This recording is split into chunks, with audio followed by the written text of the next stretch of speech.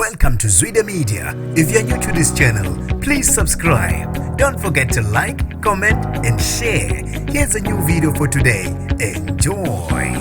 Ilule nomphefumulo isiphihli sengozi ngesikhathi ibhasi belithwele iziguli ezingu-60 lishayisa Inkomo maqede laginqika kwabe sekushona oyedwa kwalimala kabi ababili nabanye abathole imhuzukwana. Nginibingelele ngiphinde nginamukele ezinabeni zezwide-media. Igama lami ngosibonga konke wakantwande Mothanda, ungangibiza intatheli ka-YouTube.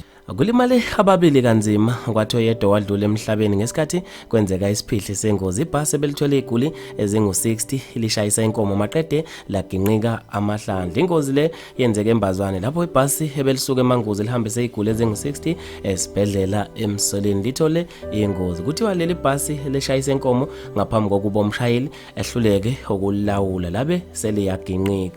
Kufe isiguli esisodwa kwalimala abasebenzi bezempilo ababili. Enye ingozi emantaniswa nale yenzeke ngesikhathi imoto yezimo eziphuthumayo ibithwele izingane ezisuka esibhedlela eTelejuba zibhekiswe eNgwelezane eshayisana nenkomo ngenhlanhla. Kuleso akushonanga umuntu. Umnyango wezempilo KwaZulu-Natal usiqinisekisile isigameko sokufa kwesiguli esisodwa ezingozini ezenzekile ezimbili namhlanje ekuseni. Abantu babe nokuphawula kwahlukahlukene esikhundleni zokuxhumana ngaso lesibhicongo sengozi.